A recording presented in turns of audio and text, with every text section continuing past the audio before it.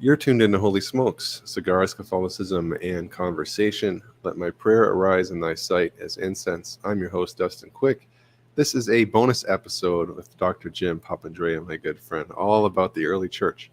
So before we dive into tonight's episode, just a couple of housekeeping items. Again, as always, my sponsor, Havana Palace on Huron Church Road in Windsor, Ontario. For the best service and finest cigars, go see Caesar and Eli. They treat all their customers like family. If you would be so kind as to go to facebook.com/Havana Palace and give their page a like, I would greatly appreciate it. Secondly, I just wanted to let everybody know that we were supposed to do a show tonight with William Albrecht and Father Christian Kappas on the papacy.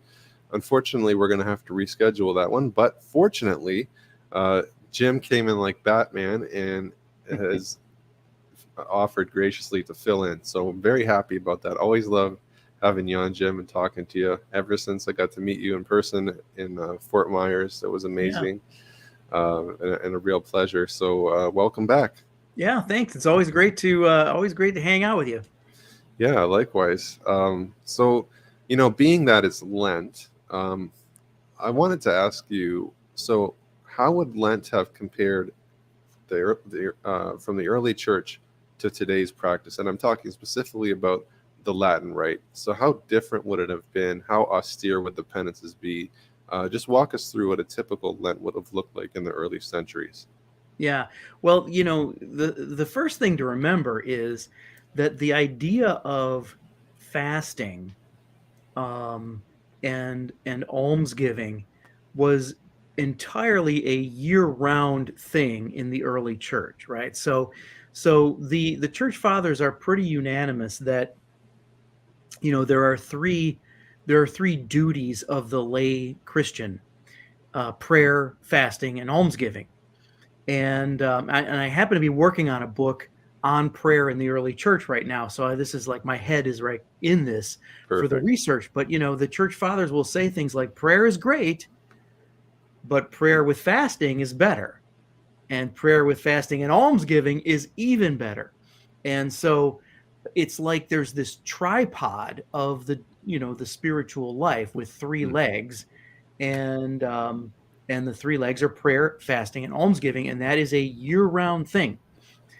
So Lent really begins as a period of sort of ramping up the catechesis in preparation for baptism. So imagine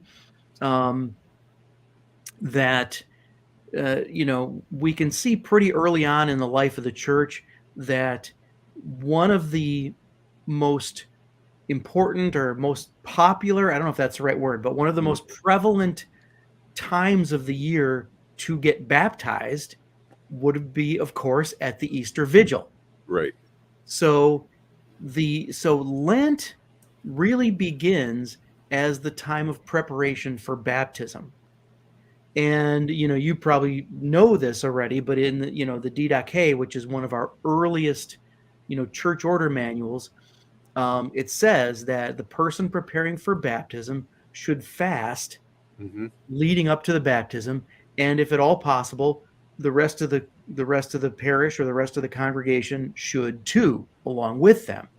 And so Lent really begins that way, and it sort of expands. Like Easter.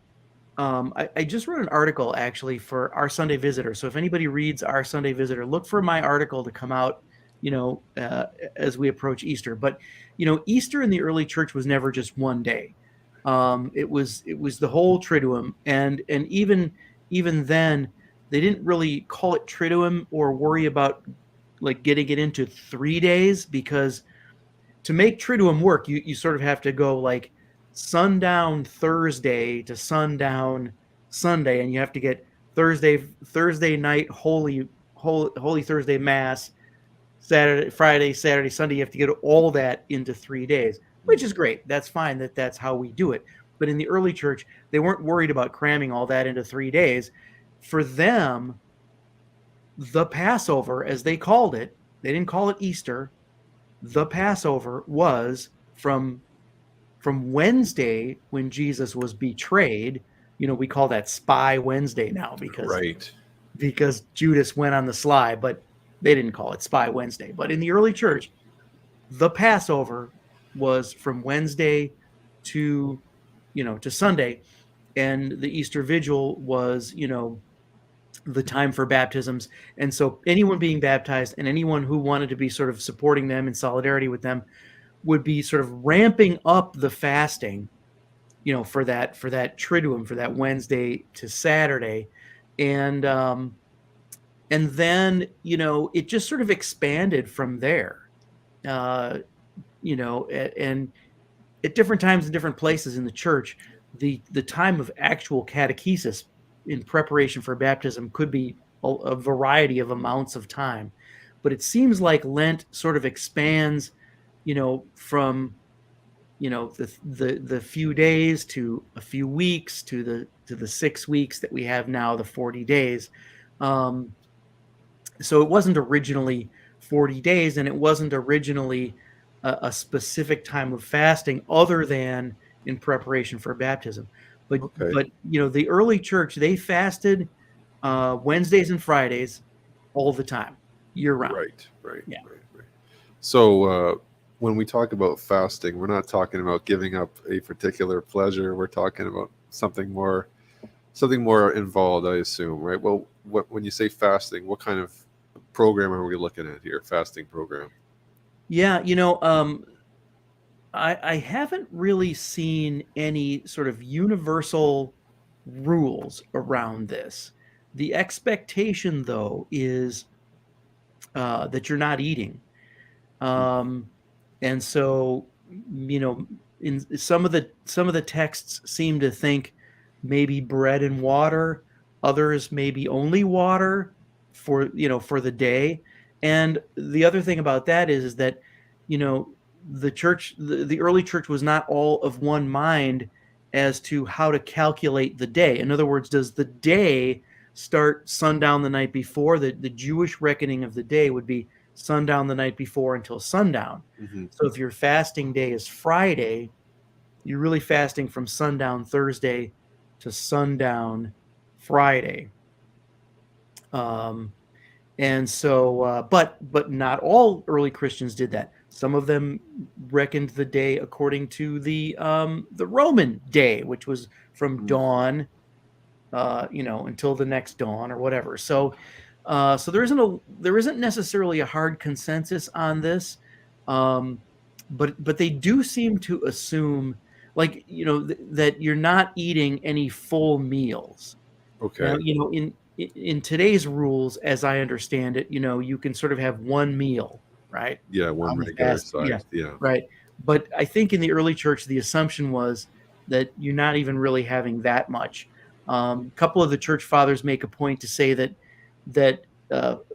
you should take the money you would have spent on the food that you would have eaten that day and give it to the poor. But they don't all say that. That's a sort of a thing you might do. Um, but again, that's every week, year round. That's kind of the expectation. Interesting. Yeah. Yeah. So we get off pretty easy today. Would you say? Oh, definitely. I mean, Yeah. and of course, we have it easier than maybe our parents and grandparents did, even Right. when it was every Friday or whatever. But I mean, there's two aspects to the fast. Of course, there's um, the amount, eating less on a fasting day, but there's also the meat thing, right? So Right. so like today's Friday, so we're not eating quadrupeds, right? No, Right. no beef, no but no chicken either. But fish are okay. So I don't know. I honestly don't know when that distinction comes in, you Mm. know. Um, but in my research in the early church, I'm not seeing a lot of people making the distinction between meat and fish. And I think part of the reason for that is in the ancient world, there's a very real disparity on the socioeconomic ladder. In other words, a lot of people just don't get meat very often. Right. It's a Anyway, luxury. right? So to give up meat, for some people be like, oh, I gave up Lamborghinis for Lent because Yeah, nobody has it anyway. right. Yeah. But yeah, so that's kind of how Lent. And by the way, Advent evolved sort of the same way, or developed the same way as originally a time of preparation for baptism for those, because the second most prevalent time to get baptized would have been at Christmas time. Okay. Yeah. So Yeah. Advent also developed as a time of preparation for baptism. Interesting. And Yeah. for anybody who's watching, guys, like leave your comments, your questions in the chat, and Dr. Jim will be happy to field them. And please share this video. Anybody who's interested in the early church, which would be like our entire network. So hopefully this video will be circulated. And guys, like I say, if you have any questions, just pop them in the chat. We'll be happy to take those and field those. And should be a great time. So we're off to a running start talking about Lent. Yeah. So let's shift gears a little bit. This is on my mind recently because of a video I watched on the Didache of all things, and it was talking about the early church structure. So, was there a big development between, let's say, the New Testament / Didache time, and I would put those two together? That is a first century document. Yeah, I agree. So, would there be a huge development between that time and, say, the second century? Because a lot of people say the second century is when the monoepiscopacy emerges with St. Ignatius of Antioch, like he invents something new, whole cloth. So talk about that maybe. Is there a big development there, or not really? There is something of a development. I wouldn't call it a big development. I would call it a very sort of natural and logical development. When I was first doing my PhD, for a while, I was sort of enamored of what was a popular theory back then. And you just referred to it, this idea that the monoepiscopacy was a development. I was sort of, caught up in that. But then I really, had a whole career of reading the early church, and there's a real tendency, I think, for some people not to see what they don't want to see, or to try and overcomplicate things. And I think this idea that the monoepiscopacy, meaning like one bishop per city, this idea that that's a development perhaps in the second century or whatever, I think that is the product of both of those things. People, let's say maybe Protestants or non-Catholics, not seeing what they don't want to see, which is sort of the obvious, the obvious apostolic succession that is this unbroken chain from Jesus to the apostles to their disciples, who are the first bishops. I mean, there's no way around that. And then also it's sort of a product of overcomplicating things. Now, to be fair, when Ignatius of Antioch is writing in about maybe 110 or shortly before that, so right into the second century, there are points in his letters where he says, don't you know that there must be only one bishop per city? Or everyone knows that there must be only one bishop per city. And, to be fair, a good scholar will read that and go, methinks he doth protest too much. In other words, he's saying it because someone out there is not doing it that way. And so he's opposing something. So it may be the case that there were still places where it was unclear how the leadership was developing. But you can't take that and go so far as to say that Ignatius made up the idea of one bishop per city. No, he didn't make up the idea. The whole thing develops quite naturally out of apostolic succession. So let's say Paul is the founder of a church. I mean, Corinth, Thessalonica, whatever. But St. Paul starts a church.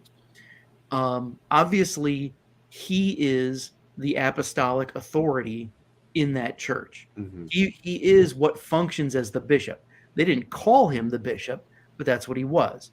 Now, when he leaves town to go somewhere else and continue on his missionary journeys, what does he do? He appoints people, right? And if there's multiple house churches in a city, he might appoint multiple pastors.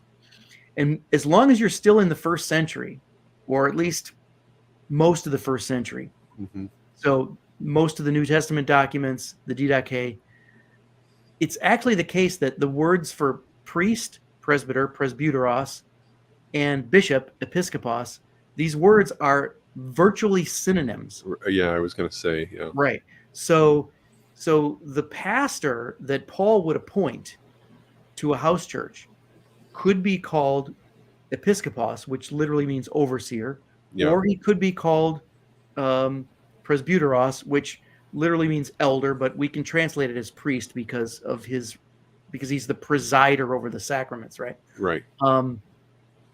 So, but the tricky part is when you get into that sort of second generation, when the apostles start dying off, then again, it's obvious that anyone who was appointed directly by an apostle is still the primary authority in any given city. Yeah, it makes sense. Yeah.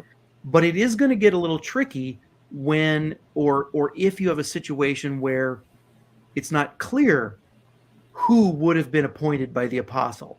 And this happens in Corinth, right? At the time that Clement of Rome writes his letter. We call it First Clement, but it's Clement writing on behalf of the Church of Rome to the Christians in Corinth.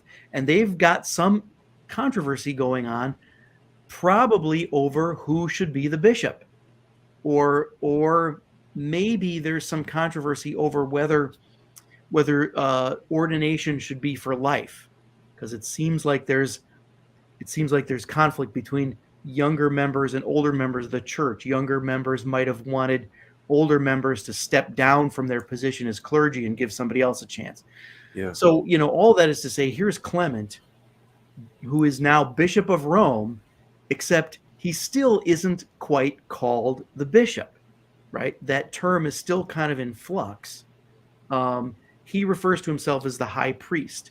And so we can see in the early documents like First Clement and some others, we can see that for a minute the church experimented with words for the hierarchy that were based on Judaism: high priest, priest, and Levite. Right. High priest would be the bishop, the priest would be the priest, and the Levite would be the deacon, right? So they experimented with this for a minute, but eventually, as it all sort of fell out, what ended up happening is that the term bishop comes to be set aside to describe that top tier of the hierarchy, who are the direct successors of the apostles, and then the term priest or elder becomes the term used for the household pastors.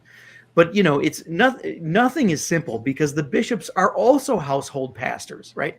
The office of bishop is not a solely administrative office. So even the person who is, let's call him the chairman of the council of priests in any given city, he's still a priest and he still has his own house church.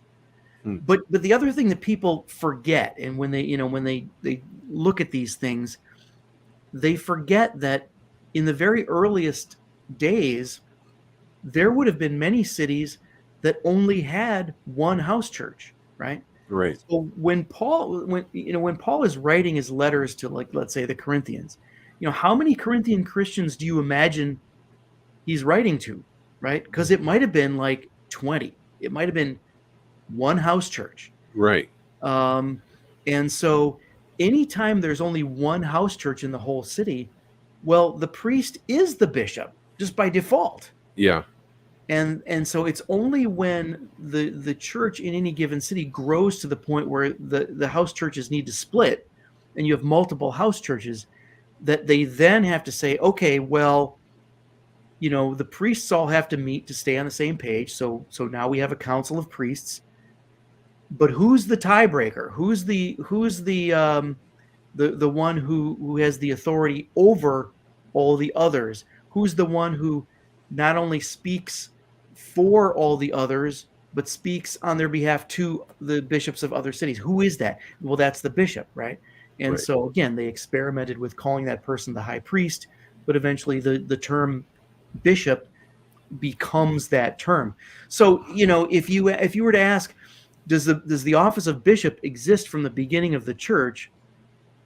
I would say yes, but they didn't call it that right away. Okay. So the first people who held the office of bishop were the apostles, Right. and then their successors. Um, there's another development though, because the apostles, some of the apostles at least, like Paul, were itinerant, so they weren't sort of localized bishops. They were missionary bishops, right? Who then delegated their authority to local priests in their area. Once you get into that second generation, and the first real bishops who are the successors of the apostles, then they become sort of localized and have authority over a town or a city or a region, right? But again, even in the early second century, when we read Ignatius, it seems like maybe there's a bit of controversy as people are all getting on board with that system. But it couldn't last to have more than one bishop in any given city, because what if they disagree? Right. And then you'd automatically be forcing every Christian in that city to choose between them. And also, um, there can only be one source of discipline in any city, because if I get excommunicated from my bishop, I can't just go to the other bishop in the same city and get the Eucharist, right? That's never going to work. Yeah. But then where's the discipline? So, um, so that's kind of how it plays out. So I would say, yeah, the office of bishop exists from the beginning. The first bishops are the apostles, but they didn't call them that yet. Right. And that certainly was not a purely administrative role, the way a lot of bishops are today. They don't necessarily have their own parish. So Right. Fascinating. We have a comment here. I'm just going to put it up on the screen, Jim. yep. Have you heard of the great works Early Christian Mission, 2 volumes, and Paul the Missionary, Reality, Strategies, and Methods by Eckhard Schnobel? Sound familiar? Doesn't sound No, familiar to me, but I have not read that one. um, yeah, I haven't come across that either myself. What I wanted to ask you, since we were talking about priests, is let's say I'm talking to a Protestant and they read these early documents and they read the Didache or they read Ignatius of Antioch and they see, like, especially in the Didache, the people with authority are itinerant, they're wandering. The Didache talks about welcoming prophets, Yeah. and who's a worthy and who's a false prophet. Right. So when we speak of the term like elder, they're going to take it to mean sort of this loosey-goosey, informal. I'm just going to go up and give a sermon and go sit down. Was it like what were the early priests like? Were they seen really as sacerdotal figures, or was it more kind of informal? Because that's even the shows like The Chosen. I don't know if you've seen any of it. I'm behind on it. I've only what season is out now? Is that season So 3? season 3, I just finished season 3. Okay, so I've only seen seasons 1 and 2. It's like, don't get me wrong, I love the show. I think it's fantastic. It brings everything down to a very human level, which I think is great. Yeah. It humanizes everybody, right? Especially our Yeah. Lord, who is 100% man. I agree. Yeah. But So far, I love it. yeah, one thing I kind of glean is, like, you get the sense that the early church was really not structured. It didn't see the apostles as priests necessarily or having a sacerdotal role. Maybe they just haven't gone far enough into the seasons yet, because they haven't got to the part where they celebrate the Eucharist and they're made priests at that point. But were the early presbyteroi seen as like real, true sacerdotal figures, or were they just kind of informal leaders elected by a congregation and they kind of just gave sermons and sat down? No, they were priests. I mean, the tricky part is that, of course, they did not want to be confused for pagan priests, and so Right.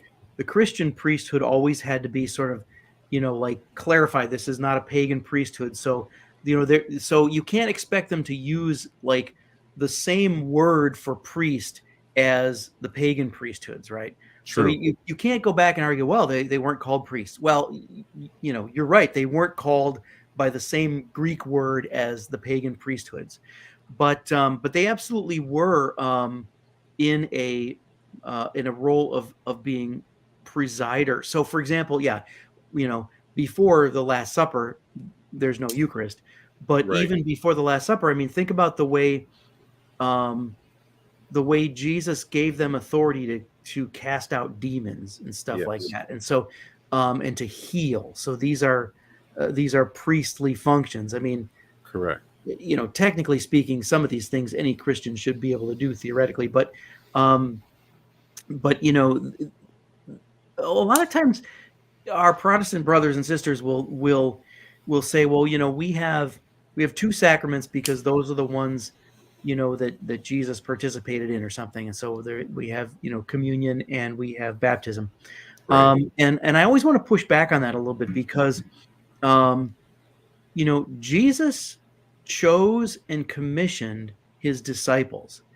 Those guys were ordained, right? In one way or another. It may not have looked like the way we do ordination today, but in one way or another, those guys were ordained in a way that set them apart from other followers of Jesus, Right. right?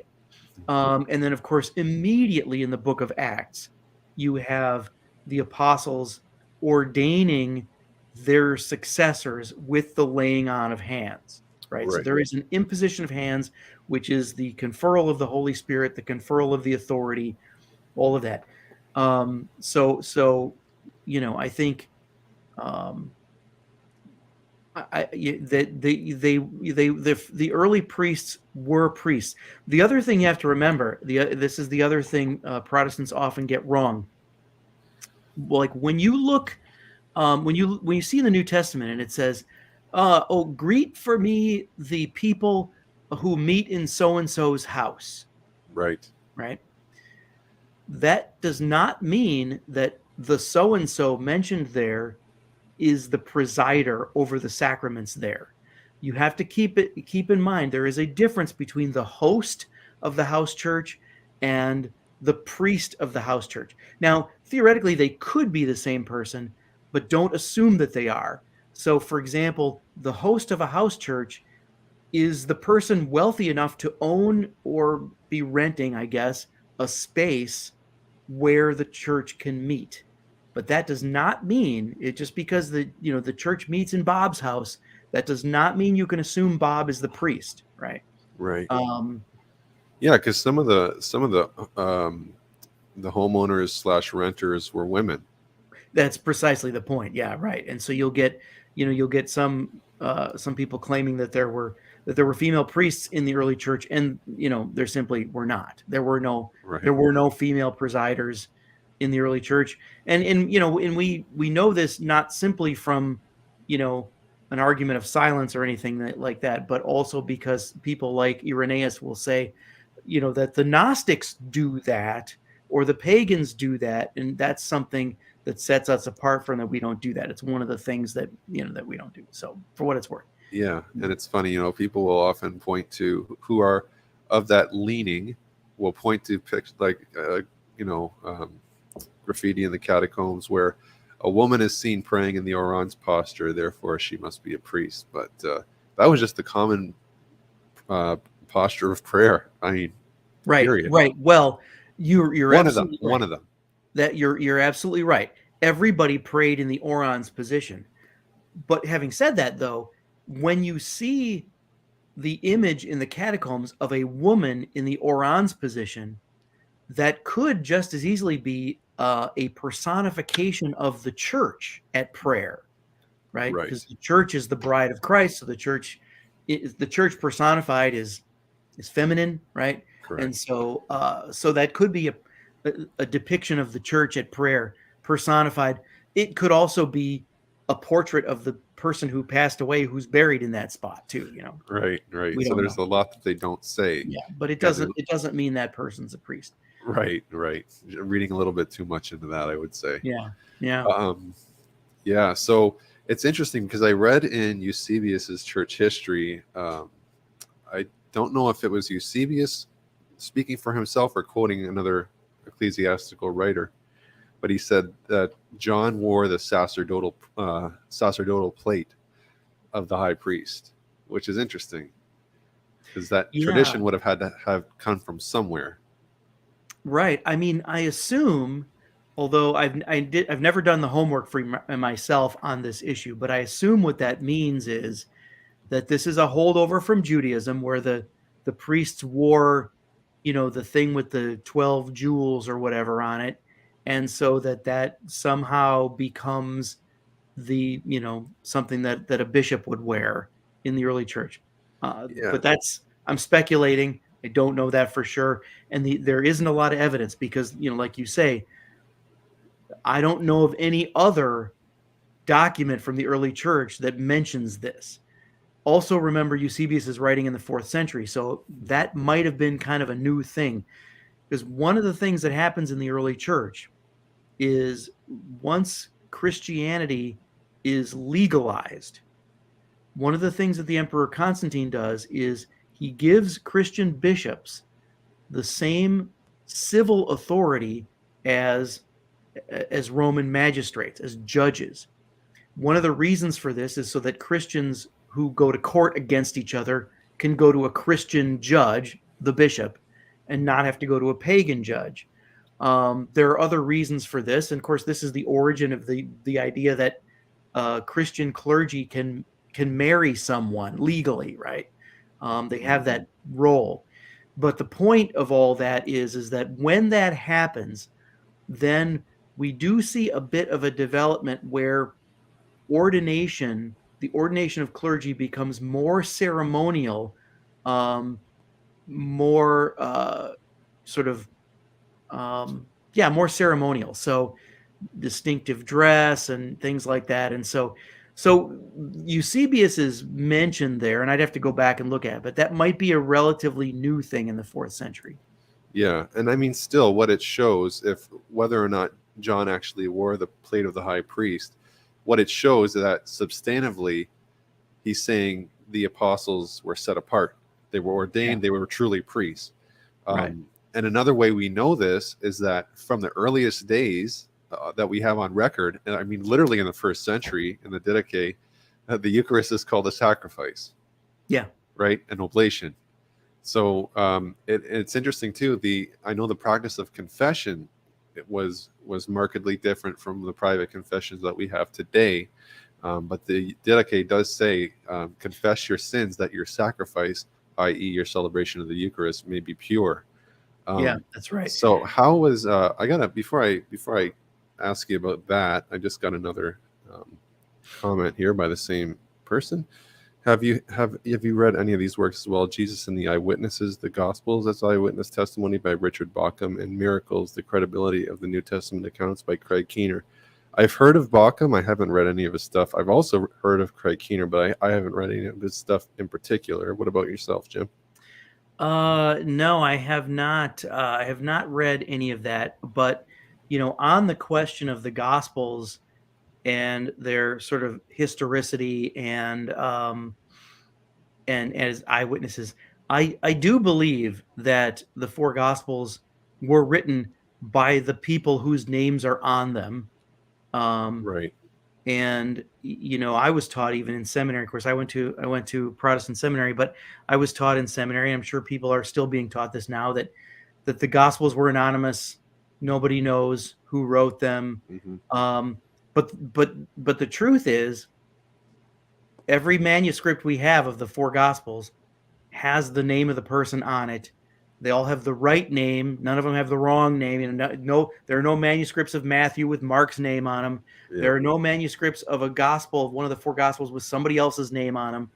So the Gospels are not anonymous. I do believe Matthew and John are eyewitnesses, although it's not clear how soon Matthew comes in to the story. But But I love Brant Petree's stuff on that. Yeah. So, for what it's worth, The Case for Jesus, Brant Petree, is a great book. Yeah, that's one of his I think one of his more recent ones, right? I think so. Yeah. Yeah. I have his Jesus and the Jewish Roots of the Eucharist and the Jewish Roots of Mary, both of which are fantastic. Yeah, great guy. I've had him on my show once to talk about his book. He had an excellent book on prayer, and the different types of prayer and what true prayer actually is and how to grow deeper in your prayer life. Fantastic book. So yeah, what I was going to ask you was about confession. So how would confession and penance have looked in the early church? And kind of maybe let's contrast that with our practice today. Yeah. Well, as like you said in the Didache, we read that there's and this is consistent with other documents as well. We read that there's this expectation that you just wouldn't go to Mass without also confessing your sins. Now, notice I didn't say go to confession, right? Because the expectation is that that you always confess your sins before receiving the Eucharist, but it's not super clear what it looked like to confess your sins. And I always tell my students, just like baptism and confirmation were one thing in the earliest centuries of the church, Eucharist and confession were also kind of one thing. Right. There was this expectation that as a part of the Eucharist, you were confessing your sins, and we still have this in our liturgy. We have the Confiteor, we have Right. the Kyrie, we have prayers of confession. And so it seems like in the earliest church that was just the expectation, that you just knew that going to Mass, you would be confessing your sins, not necessarily naming them out loud, but confessing them, and that the just going to Mass sort of affected the forgiveness of what we call venial sins, right? Right. Not mortal sins, but venial sins. Mortal sins is a whole different issue in the early church, but the practice of confessing your sins by naming them to clergy and receiving absolution, all of that really begins with the serious nature of mortal sins. So in other words, if you're an early Christian and you commit your venial sins, well, you go to Mass and you're covered. Just like today. But if you are right, this is why we still do this way. But if you commit a mortal sin, right, the idea is that that simply by committing a mortal sin, you are excommunicated. You have excommunicated yourself from the church by committing a mortal sin. So what you need to do is be reconciled. And this is, again, why we call it reconciliation now. Is so appropriate, because the idea was that that there's only one person who can reconcile you to the table of the Eucharist and to the church, and that's the bishop. So you would have to go to the bishop to get that reconciliation, which obviously entailed, confessing your sins to the bishop. What did you do? And this becomes a bit of a controversy during the persecutions when people commit apostasy to save their lives or their livelihoods. And, people would back then give in to the demands of the persecution, make some kind of pagan sacrifice or something to appease the local magistrate, show that they're a good citizen, and then show up for Mass on Sunday, and the usher shows them the hand. Excuse me, we all know what you did. What are you doing here? Right? Yeah, so, you can't come back to the Eucharist. And so then there was this huge controversy about whether someone who voluntarily apostatized should ever be reconciled. So that whole controversy comes into the 3rd century, and it's out of that, combined with what Celtic Christians were doing with confession that gives us the sort of the development that is our practice of the confession of sins, to your clergy. Um, but if you were to ask the early Christians what are the mortal sins, they knew there were mortal sins. Yeah. Right? John's letter, sins leading to death. They Yeah, knew that some exactly. sins were mortal sins, um, and they knew that they see. This is another important thing, right? When I was coming up in the Protestant world, I was told that my baptism washed away all my sins, past, present, and future. Right. The church never has taught that.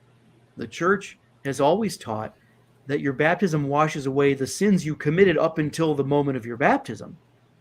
But post-baptismal sin is on you. And post-baptismal mortal sin is a huge problem, right? And so, again, if you were to ask the early Christians, well, okay, what are the mortal sins?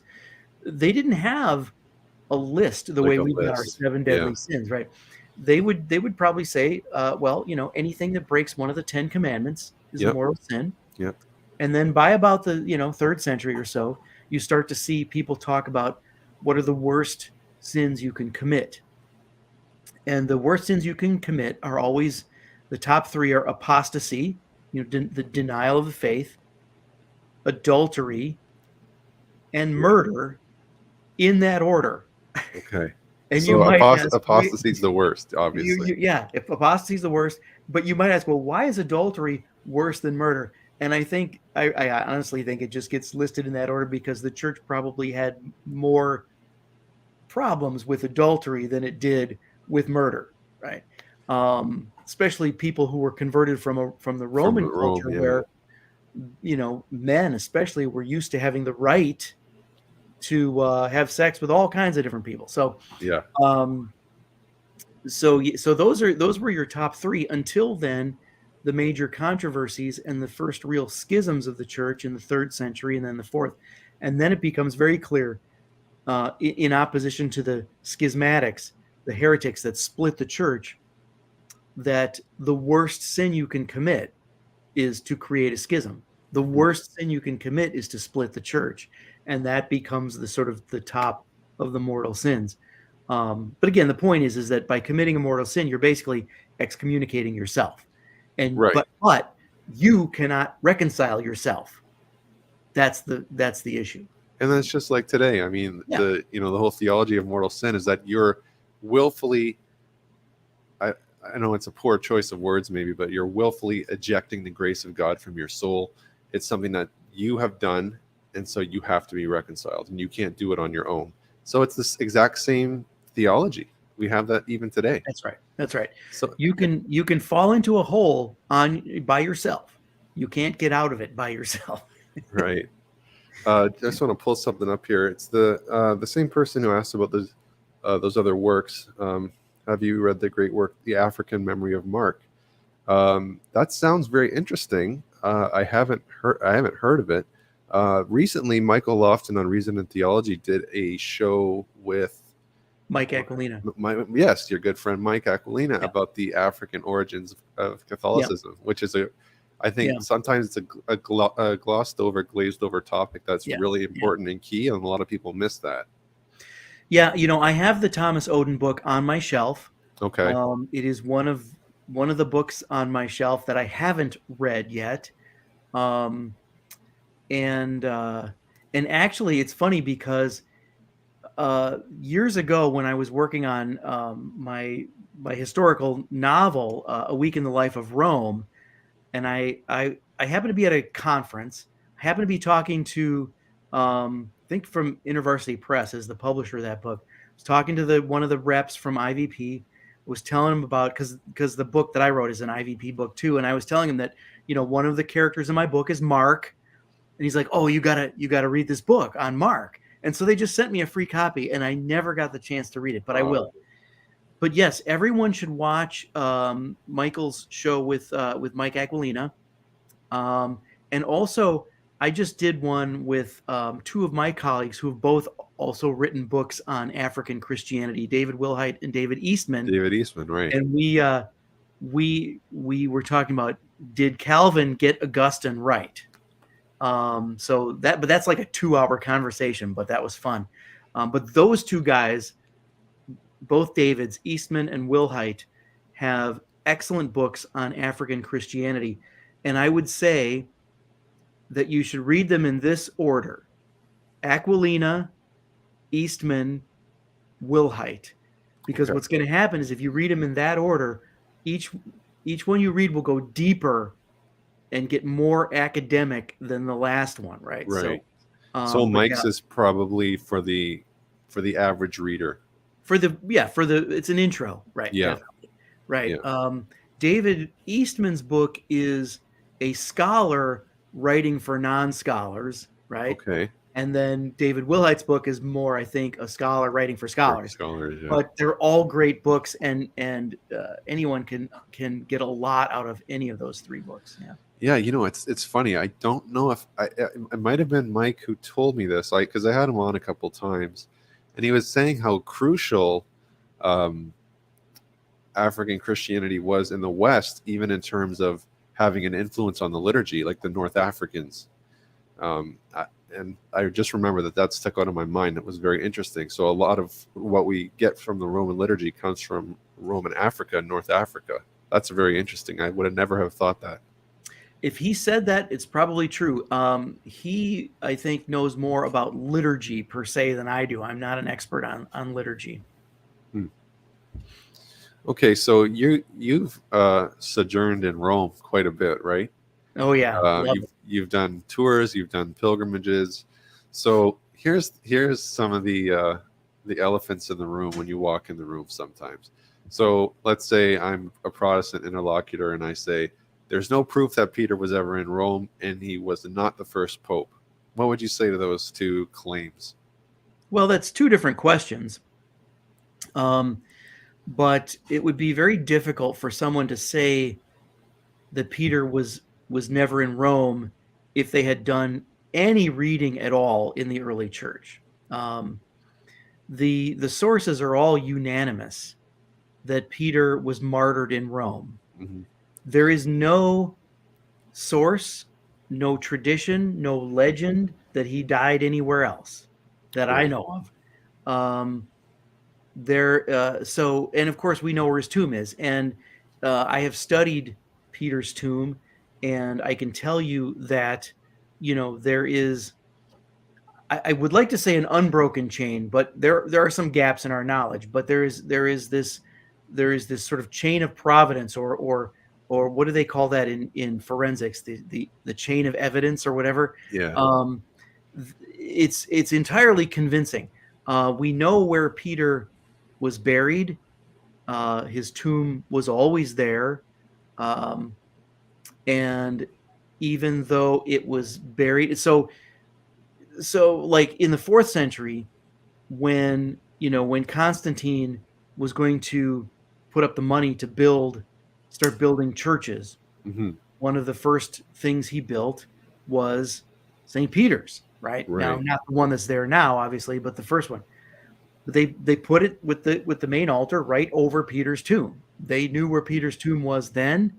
In the documents, you can see that people know where it is, and they know where it is in the 2nd century. They know where it is in the 3rd century. They know where it is in the 4th century. It's still there. It's still underneath, the main altar of St. Peter's Basilica in Rome. So it's. And by the way, there's a great book. Anyone who wants to look into this, it's really accessible. It's by shoot, I'm blanking on the guy's name, but it's called The Bones of Peter, and it's by somebody with the middle name Evangelist. It's like John Evangelist something. Is he Greek? Maybe like John Evangelos? No, it's Okay. not. It's a more simple last name.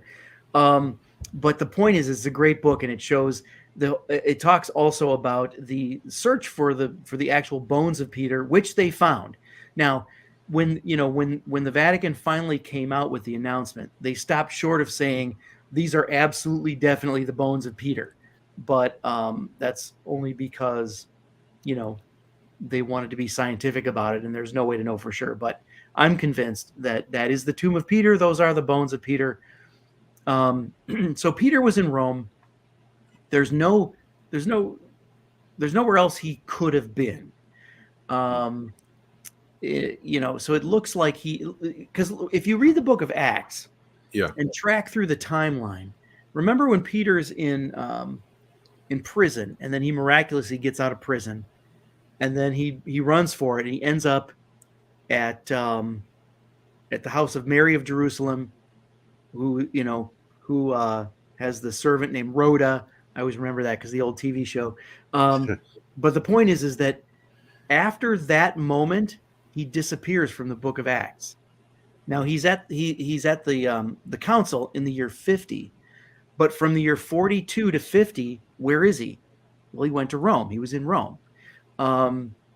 There are legends about him in Rome, which we don't necessarily need to believe every detail of the legends, but he was there. He was definitely there. Now, the question about whether he was the first pope, well, this gets back to our topic about, what is a bishop, right? Right. The pope is simply the bishop of Rome. So if you can show that Peter was the first bishop of Rome, then he's the first pope, even though, again, they didn't call him the pope. Right.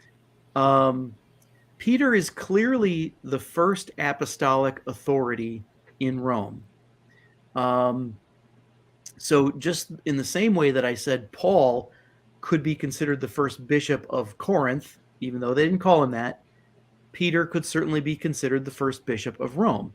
But, the office of bishop, pretty much, not like what it is now. So I think, there's a sort of range of ways we can talk about it. Would we say that, do we call him the first pope? I think we can. I think we absolutely can call him the first pope as long as we know what we mean by that. Now, to be fair, a lot of the documents from the early church, when they talk about the authority of the city of Rome, and they do, and bishops from other cities acknowledge the authority of the Church of Rome. That's another whole discussion. But the point is when the early church documents talk about the authority of the Church of Rome, right? Often they will mention both Peter and Paul, because both Peter and Paul were martyred there. So again, no one questions the fact that Peter was there and that he died there, he was martyred there and buried there. But in the early documents, if you wanted to argue, you would say the only thing you could argue legitimately is that you could somehow say that Peter and Paul were sort of co-bishops of Rome, for a while or something, but I wouldn't go there.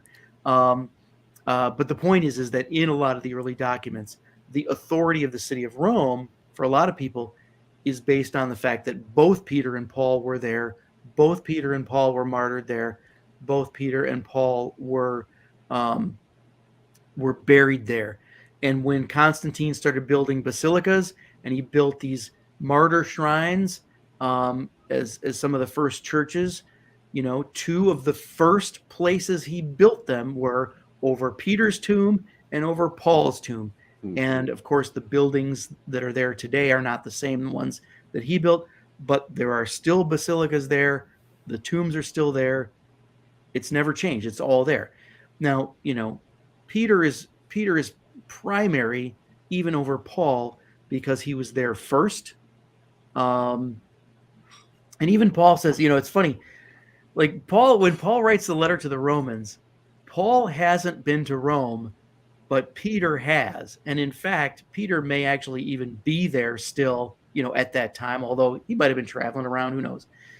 But even though Paul doesn't mention Peter in his letter to the Romans, he does say, I've wanted to come, to you sooner, but I haven't wanted to, my paraphrase, step on another apostle's toes, right? He says, I haven't wanted to build on the foundation of another. Which other? Peter, obviously. Right, interesting. So Paul says, so therefore I'm going to places that, haven't had an apostle yet, but I'm going to get to Rome eventually. But there's no urgency for Paul to get to Rome. Why not? because Peter's there. So even though he doesn't mention Peter, we wish he would. Um, Peter's definitely there. And again, there's no tradition. There's no evidence that he was anywhere else. Not none that's reliable anyway. So Yeah. uh, so I would say, yeah, Peter's the first pope, but that statement, requires a bit of Some nuance. nuance, yeah. Yeah. And I mean, it's clear from the New Testament, the special office that Jesus invests Peter with. Peter's always mentioned when the apostles are listed. He's always mentioned first. Jesus commissions him to feed the sheep and the lambs after the resurrection. Right. So I mean, it's right. Very clear. Right. Jesus says, "I'm going to pray for you, and you're going to strengthen your brothers." And by the way, Paul wasn't even a Christian yet at that point. Right. So, right. Yeah. We do have a question here, Jim. Let me see. I'm going to pull it up. Was the bread used for the Eucharist always unleavened, or was leavened bread used? And following up, at what point did the practice of real bread give way to the sort of host that we have today? That's a very good question. Yeah, it is. It is. So, folks may know that one of the differences between Eastern Orthodoxy and Western Latin Christianity is the bread. We use unleavened bread because, the Passion of Jesus was a Passover. But our Eastern brothers and sisters use leavened bread because Jesus rose from the dead. I don't know. But I think that there's sort of theological significance to both. Right. As I cannot remember any instructions in any very early church order documents that talk about what kind of bread it has to be. If there are, it's probably not till the 4th century or later. So my guess is that because the Eucharist was originally part of a meal, I mean, Jesus would have used unleavened bread because he was having his Passover meal. But I imagine that the bread would be whatever bread was available. And so, and also our tradition of like having a family or someone bring up the gifts, right? Yeah. That goes way back to the idea that, the Eucharistic meal, the agape meal, was once a potluck, right? Right. So you couldn't necessarily be picky about what kind of bread you were going to use when it was a part of a meal. I honestly don't know when the Western Church sort of laid down the law that the bread must be unleavened bread. But I can tell you that preface this by saying the church has always believed in the real presence. For sure. The church has always believed that a deep reverence was due the Eucharistic elements, the Blessed Sacrament, right? So, we get these beautiful little mentions in early church documents, like don't drop any crumbs because, like, what if a mouse eats it, right? So there's very real reverence for the elements, but that devotion, that reverence escalates exponentially in the Middle Ages. Right.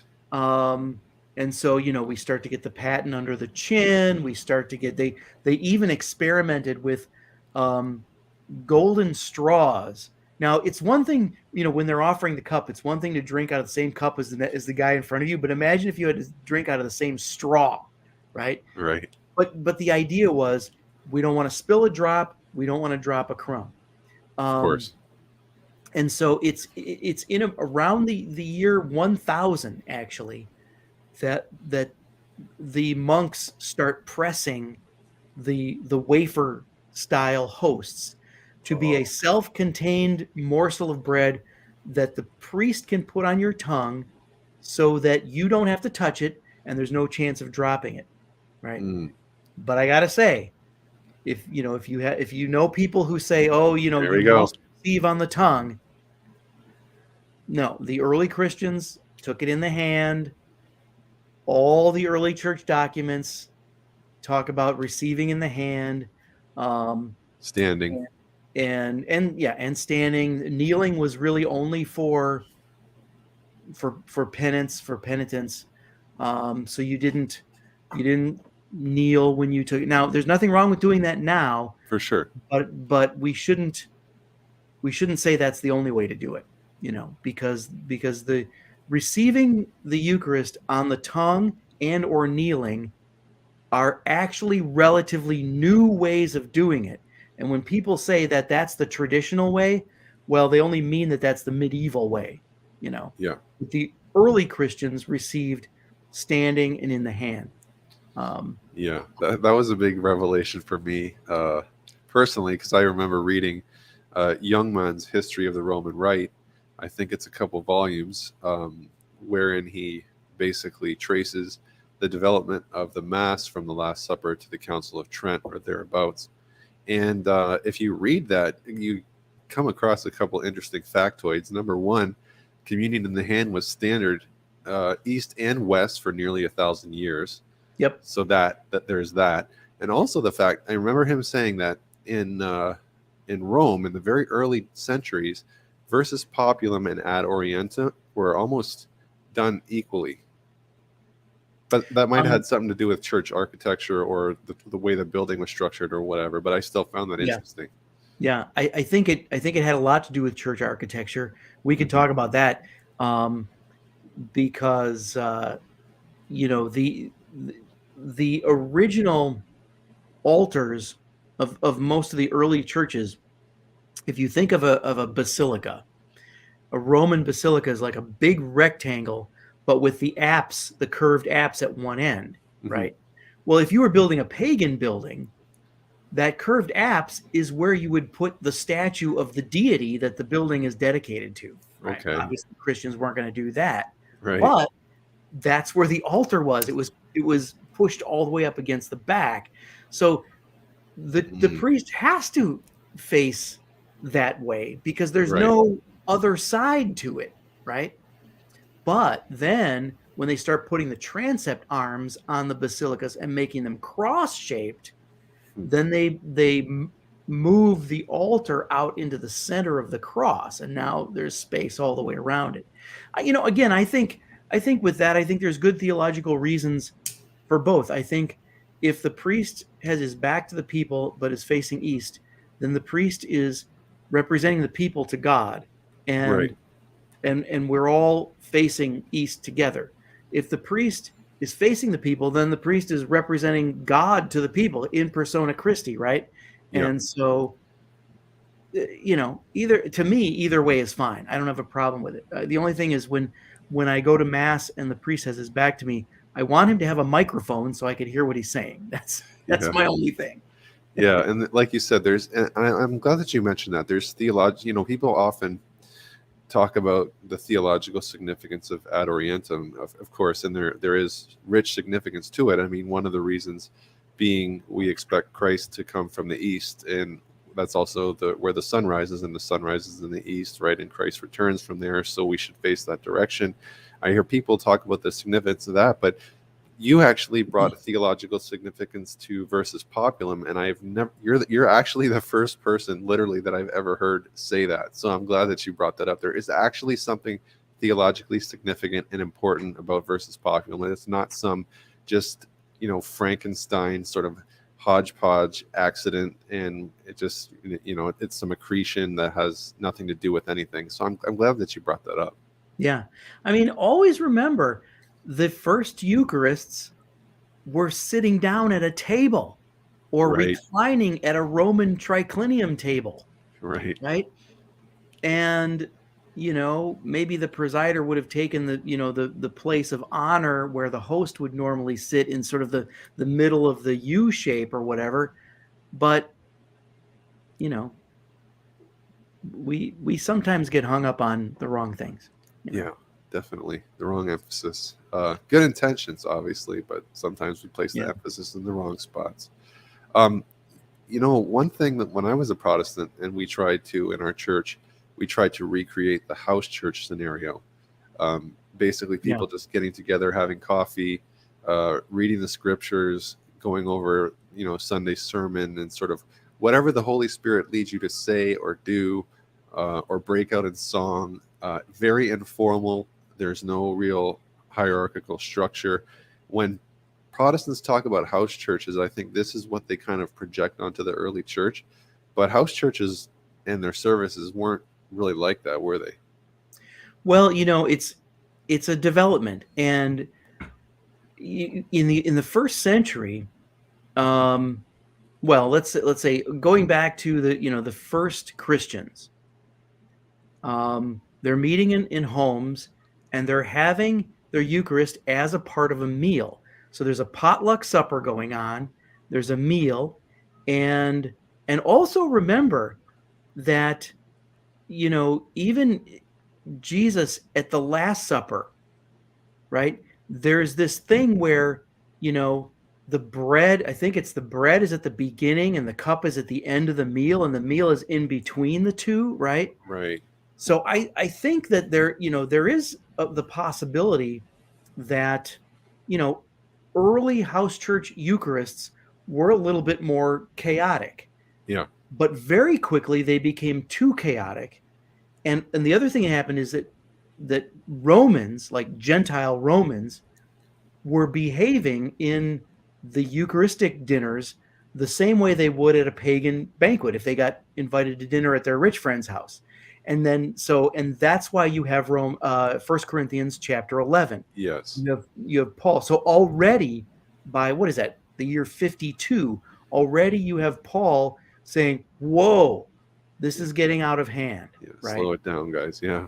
And then from there, and we don't know exactly when or how, but from there, at some point, because of the chaos of trying to do it as a part of a potluck meal, and also because of the Romans, once the persecution starts and there are Roman laws against the meeting of secret societies, for those reasons, the Eucharist gets taken out of the evening meal meeting, and it becomes a morning pre-dawn liturgy. And we don't know exactly when that happened, but it probably didn't happen all at the same time everywhere.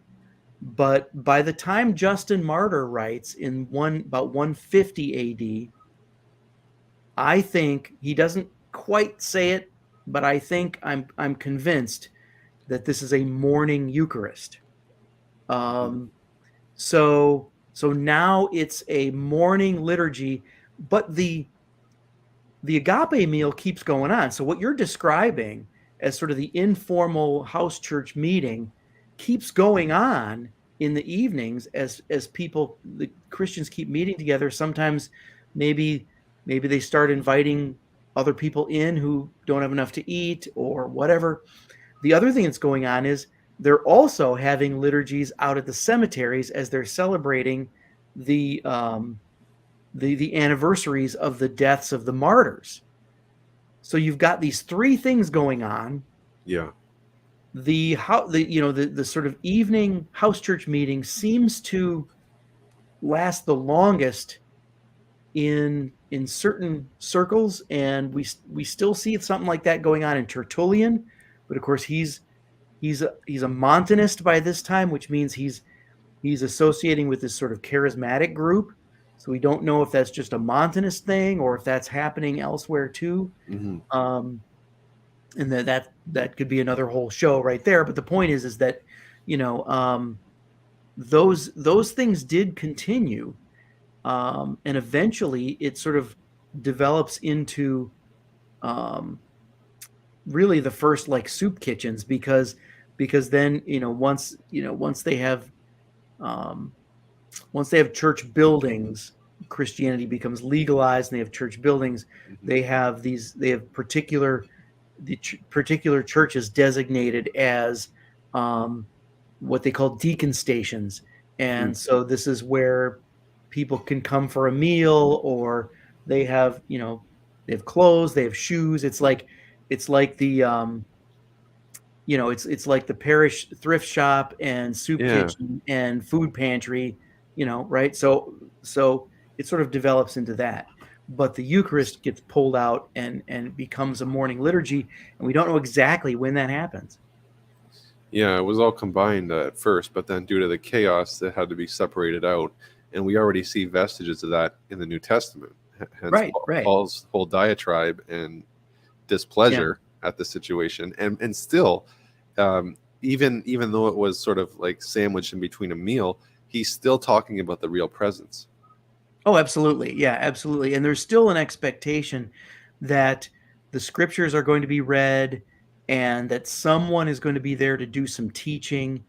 Um, and but by the time it's a morning liturgy, and we this from Justin Martyr's first apology, where he gives almost a kind of order of worship. It's not an order of worship because he's not writing for Christians. This is not a how to do mass. Yeah. He's writing for non-Christians, explaining what they do in their meetings.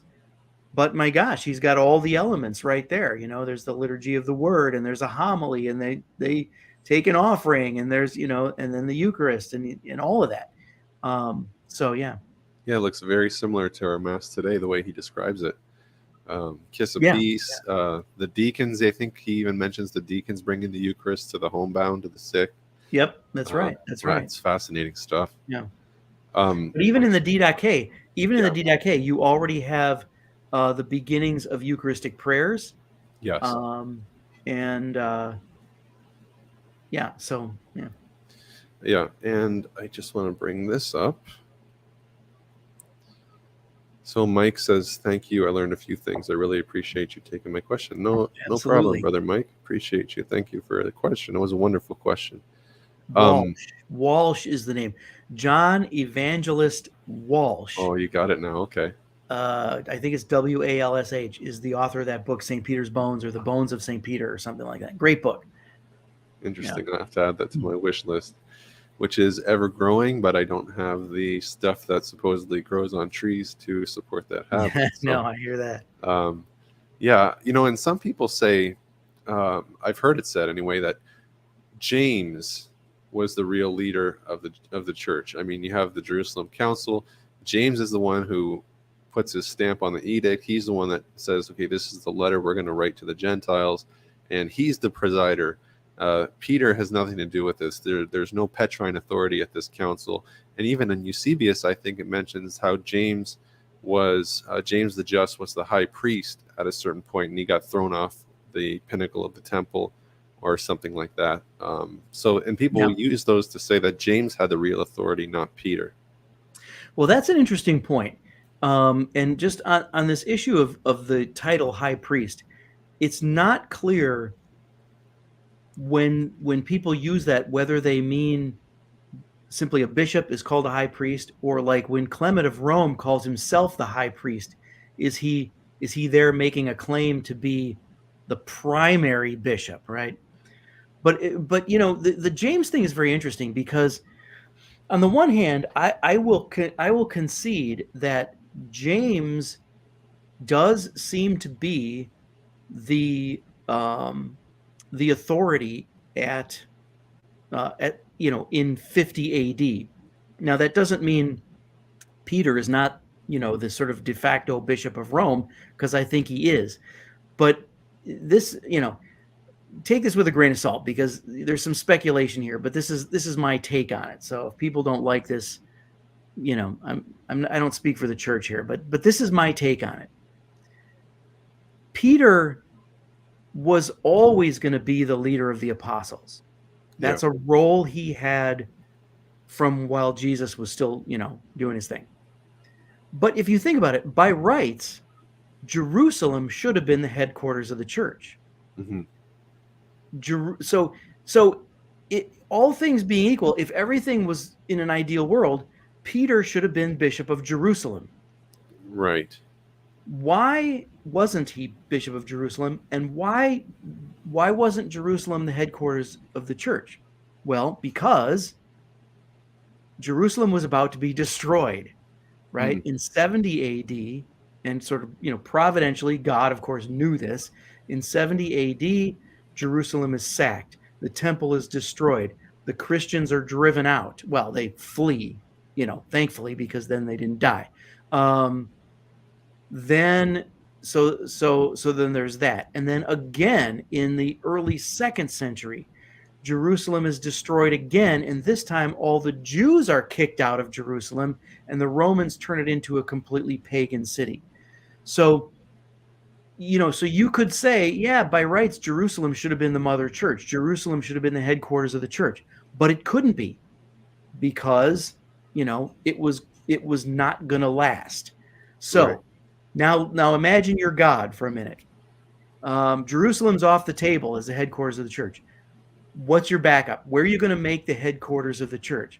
Well, how about the capital of the empire? How about the place from which the gospel could go everywhere? Rome, right? It only makes sense. So Peter goes to Rome. Peter becomes the first bishop of Rome. Rome becomes the headquarters of the church. Um, and one thing leads to another. That's my take on it.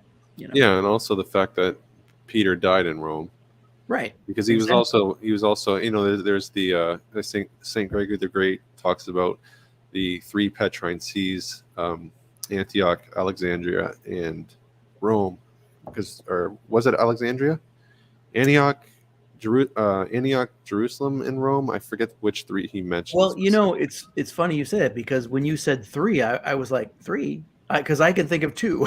Yeah, I mean, he did mention Antioch three. has a claim Yeah, on Peter as well, um, but I don't know what the third one is.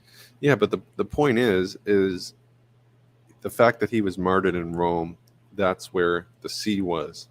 Yeah, If he was martyred in Antioch, it might have been a different story. But where his martyrdom is, that's where the church was ultimately planted, on his blood. So there's that. yeah, sure. And I mean, but I also think it's just that, he not only is he the first apostolic authority in Rome. He's not the first Christian in Rome, but he's the first Right. apostolic authority in Rome. What that means is that he is the one who appointed his own successors in Rome. So the whole apostolic succession thing from Peter, from the primary apostle, is in Rome, right? He was in Rome from 42 until, let's say 49, and then in 50 he's at the council, but then he's back in Rome again until 64, 65, whenever he's martyred. He was the authority in Rome, and so all of the priests who were ordained in Rome during that time were ordained by him, and all of the future bishops of Rome were either learned from him, or were ordained by him, or were